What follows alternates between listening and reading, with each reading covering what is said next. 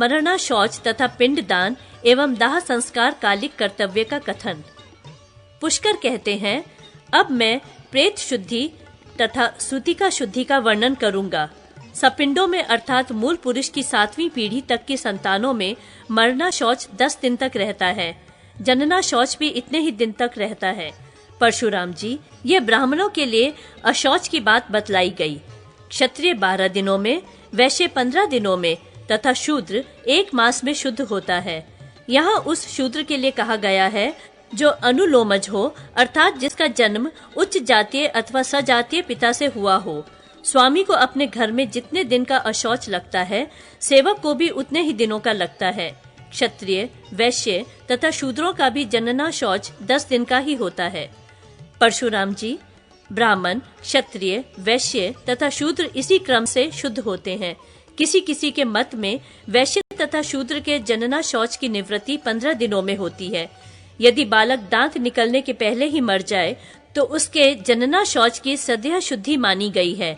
दांत निकलने के बाद चूड़ाकरण से पहले तक की मृत्यु में 1 रात का अशौच होता है। यज्ञोपवीत के पहले तक 3 रात का तथा उसके बाद 10 रात का अशौच बताया गया है। 3 वर्ष से कम का शूद्र बालक यदि मृत्यु को प्राप्त हो तो 5 दिनों के बाद उसके अशौच की निवृत्ति होती है। 3 वर्ष के बाद मृत्यु होने पर 12 दिन बाद शुद्धि होती है तथा 6 वर्ष व्यतीत होने के पश्चात उसके मरण का अशौच 1 मास के बाद निवृत्त होता है। कन्याओं में जिनका मुंडन नहीं हुआ है, उनके मरना शौच की शुद्धि 1 रात में होने वाली मानी गई है, और जिनका मुंडन हो चुका है, उनकी मृत्यु होने पर उनके बंधु बांधव 3 दिन बाद शुद्ध होते हैं। जिन कन्याओं का विवाह हो चुका है, उनकी मृत्यु का अशौच पितृकुल को नहीं प्राप्त होता। जो स्त्रियां पिता के घर में संतान को जन्म देती हैं, उनके उस जनना शौच की शुद्धि 1 रात में होती है, किंतु स्वयं सूतिका 10 रात में ही शुद्ध होती है, इसके पहले नहीं। यदि विवाहित कन्या पिता के घर में मृत्यु को प्राप्त हो जाए तो उसके बंधु बांधव निश्चय ही 3 रात में शुद्ध हो जाते हैं। समान अशौच को पहले निवृत्त करना चाहिए और असमान अशौच को बाद में। ऐसा ही धर्मराज का वचन है।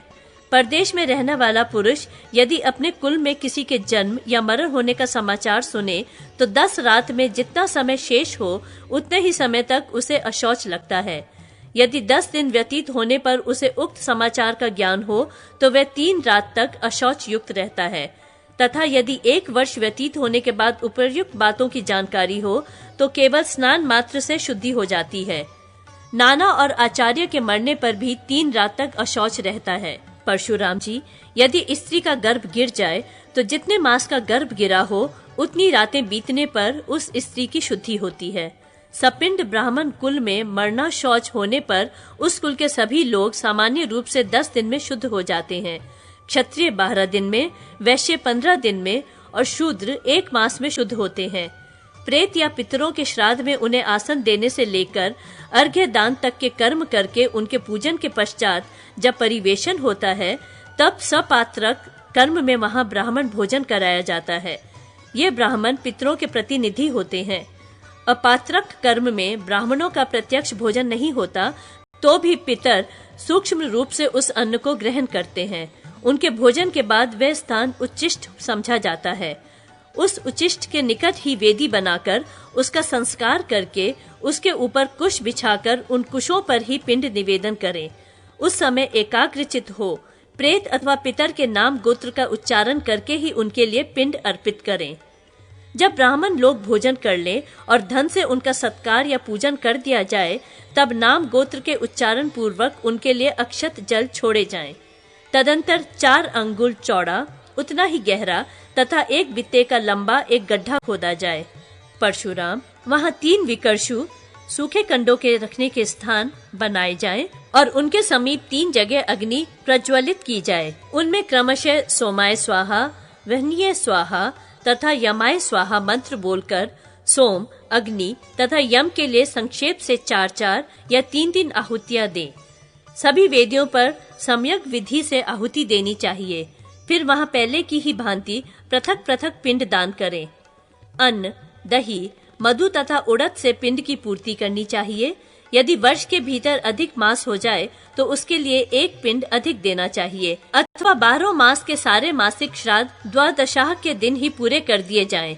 यदि वर्ष के भीतर अधिक मास की संभावना हो तो द्वादशाह श्राद्ध के दिन ही उस अधिमास के निमित्त एक पिंड अधिक दे दिया जाए। संवत्सर पूर्ण हो जाने पर श्राद्ध को सामान्य श्राद्ध की ही भांति संपादित करें।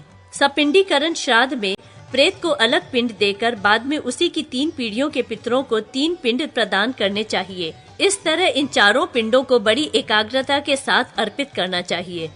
भृगुनंदन, पिंडों का पूजन और दान करके पृथ्वी ते पात्रम ये समानः इत्यादि मंत्रों के पाठ पूर्वक यथोचित कार्य संपादन करते हुए प्रेत पिंड के 3 टुकड़ों को क्रमशः पिता, पितामह और प्रपितामह के पिंडों में जोड़ दें। इससे पहले इसी तरह प्रेत के अर्घ्य पात्र का पिता आदि के अर्घ्य पात्रों में मेलन करना चाहिए। पिंड मेलन और पात्र मेलन का ये कर्म पृथक पृथक करना उचित है। शूद्र का ये श्राद्ध कर्म मंत्र रहित करने का विधान है। स्त्रियों का सपिंडीकरण श्राद्ध भी उस समय इसी प्रकार पूर्वोक्त रीति से करना चाहिए। पितरों का श्राद्ध प्रतिवर्ष करना चाहिए, किंतु प्रेत के लिए सानोदक कुंभदान 1 वर्ष तक करें।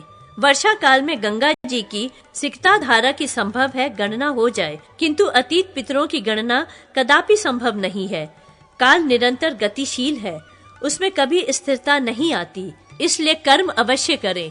प्रेत पुरुष देवत्व को प्राप्त हुआ हो या यातना स्थान नरक में पड़ा हो, वह किए गए श्राद्ध को वहाँ अवश्य पाता है। इसलिए मनुष्य प्रेत के लिए अथवा अपने लिए शोक न करते हुए ही उपकार, श्राद्ध आदि कर्म करे। जो लोग पर्वत से कूदकर, आग में जलकर, गले में फांसी लगाकर या पानी में डूबकर मरते हैं, ऐसे आत्मघाती और पतित मनुष्यों के मरने का अशौच नहीं लगता है। जो बिजली गिरने से या युद्ध में अस्त्रों के आघात से मरते हैं, उनके लिए भी यही बात है। यति, सन्यासी, व्रती, ब्रह्मचारी, राजा, कारीगर और यज्ञ दीक्षित पुरुष तथा जो राजा की आज्ञा का पालन करने वाले हैं, ऐसे लोगों को भी अशौच नहीं प्राप्त होता है। ये यदि प्रेत की शव यात्रा में गए हों तो भी स्नान मात्र कर लें, इतने से ही उनकी शुद्धि हो जाती है। मैथुन करने पर और जलते हुए शव का धुआं लग जाने पर तत्काल स्नान का विधान है। मरे हुए ब्राह्मण के शव को शूद्र द्वारा किसी तरह भी न उठवाया जाए। इसी तरह शूद्र के शव को भी ब्राह्मण द्वारा कदापि न उठवाएं, क्योंकि वैसा करने पर दोनों को ही दोष लगता है। अनाथ ब्राह्मण के शव को ढोकर अंत्येष्टि कर्म के लिए ले जाने पर मनुष्य स्वर्ग लोक का भागी होता है। अनाथ प्रेत का दाह करने के लिए काष्ठ या लकड़ी देने वाला मानव संग्राम में विजय पाता है।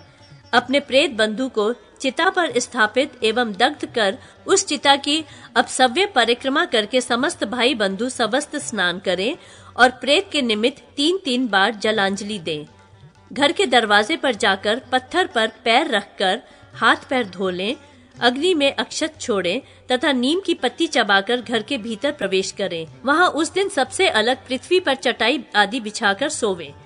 जिस घर का शव जलाया गया हो, उस घर के लोग उस दिन खरीदकर मंगाया हुआ या स्वतः प्राप्त हुआ आहार ग्रहण करें। 10 दिनों तक प्रतिदिन 1-1 के हिसाब से पिंड दान करें। 10वें दिन 1 पिंड देकर बाल बनवाकर मनुष्य शुद्ध होता है।